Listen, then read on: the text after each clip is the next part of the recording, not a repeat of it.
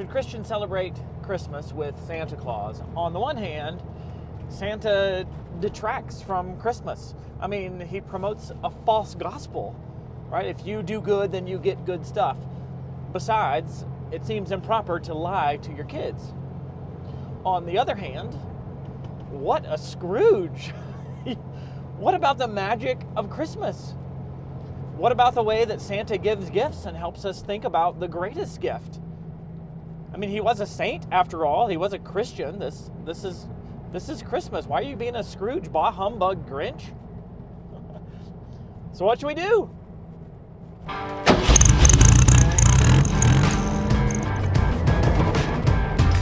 Something bugging you? Come on in. Let's go for a drive.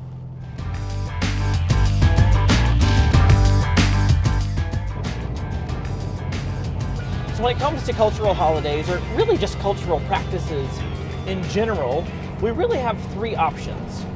We can, one, just receive it. And what I mean is just receive it wholeheartedly, fully partake in it, participate in it. There are probably some cultural holidays that are completely fine to partake in wholesale.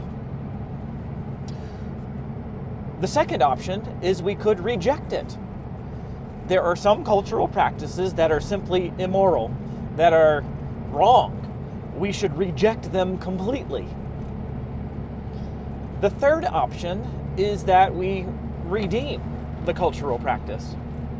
So maybe there is a cultural practice that has some good in it, has some bad in it. Maybe there's a way that we could leverage it for good to get rid of the bad and accentuate the good, or we can just switch it all together and make it for the good. Christians have attempted to do this. Sometimes they do well, sometimes they fail.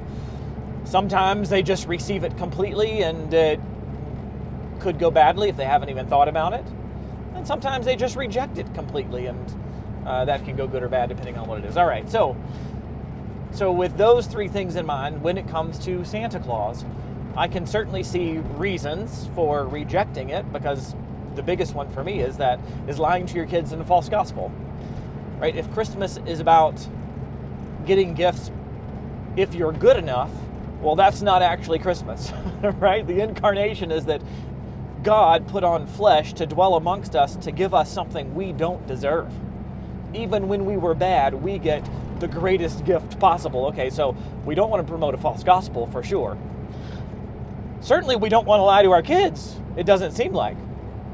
Now, lie or deceive, I guess that's a different conversation. Are there some times in which it's proper to hide things from your kids so that you may give them something better in the future? Okay, you could come up with some scenarios when it's like that, right? I mean, just acting in general implies some sort of deception that's going on, but that there's a gray line in there. Sometimes it might be good, sometimes it might be bad, but straight up lying, I think we want to avoid that. It sure seems like. And of course, confusion can come in when we confuse Santa with Jesus, right? And we tell our kids there's a fat man in a red suit that delivers presents to everybody. To some people, sounds very similar to an unseen being that lives in the sky that gives us gifts. Okay, so you can see where there would be bad there. Now, on the other side, when it comes to Santa, Santa actually helped Christmas become a family-oriented and even more Christ-oriented holiday than it was previously. There have been attempts, and I don't want to go into a full history with the way that Christmas has been done maybe all right, well, in ways in which it hasn't. There was a time in which Christmas was outlawed because, well, the church declared Christmas that was celebrated at different times in the year to be put on the same calendar year. Well, it was at the same time as lots of other pagan holidays and traditions like Saturnalia during the middle of winter, at least in the northern hemisphere. And people ended up just putting Christ's name on the top of their pagan rituals and practices and debauchery, and that wasn't good. And so so it's been outlawed at times. But two literary works in the 1800s. 'Twas the Night Before Christmas, which was originally titled A Visit from St. Nicholas in 1820s. And then Charles Dickens' A Christmas Carol, that was published in the 1840s, switched the focus, or refocused in some cases, Christmas into more of what it is today. And part of that, Visit from St. Nicholas was even this depiction of St. Nicholas as this fat man in a red suit that was giving gifts. There was a historical account of St. Nicholas that did give gifts. It's based on something true. But there was no consistent depiction of him, and in fact, he was also seen as a disciplinarian. He was known for punching heretics. One thing St. Nicholas was was kind of famous for. Anyway, with those two literary works, Christmas actually became more focused on grace, on gifts, on Christ. Maybe it came with some liabilities, but St. Nicholas was a Christian, in fact, and Charles Dickens, of course, was pointing out this Scrooge figure who had been redeemed, and because of the grace that he had received, grace then overflowed from him in a way that celebrated Christ's birth contagiously. All right. So here, those are some reasons why it might be good or might be bad. For your families, you're going to need to decide, is there a way to redeem cultural practices at Christmas? And in particular, what we're talking about, this one right here, is Santa Claus. Is there a way to redeem Santa? I don't know. Maybe it depends on your particular cultural context. Let me tell you at least what we did. It seems like we did a decent job. I wanted to avoid the false gospel. I wanted to avoid lying to our kids. But I didn't see anything necessarily wrong with the magic of Christmas and the fat man in a red suit, especially if it is a fun game that we can play, a cultural tradition we can participate in, but it being simply that, a cultural tradition, not a truth. Rather, it is a story or a metaphor, a fiction that we participate in, like any good fictional story, to show us something that is good and true and beautiful. And so we tried to leverage Santa even in that way. So what we did, and from the earliest ages,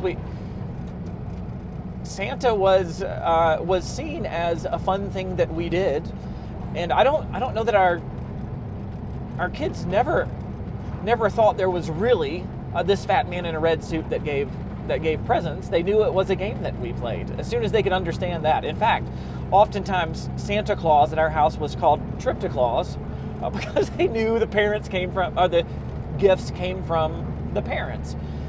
But there's something fun about participating with the culture without just becoming synchronized with the culture. A way that we could leverage it in a way so that when our kids talked about Santa Claus with other people, they could talk about it as a game that we played because St. Nicholas loved Jesus and he wanted to extend gifts to children on the night of Christmas Eve to remind them of the greatest gift possible.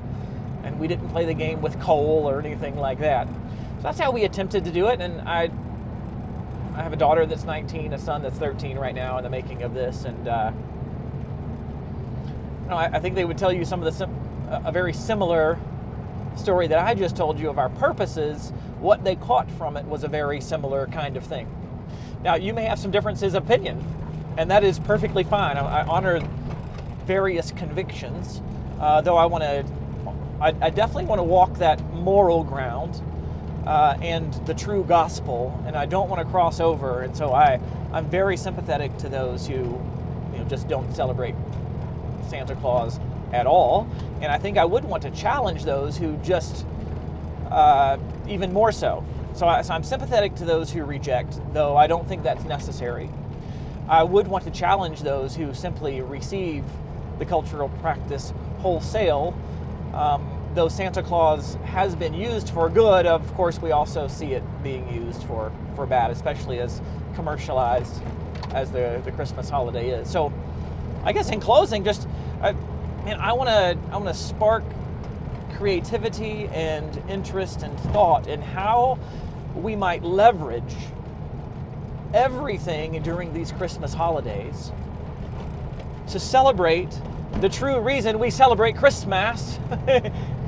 To begin with, it is the incarnation, that God put on flesh to be Emmanuel, God with us, to live the life that we should live, but by nature and by choice could not. Therefore, we are deserving, because we are sinners, of punishment. But Jesus took that punishment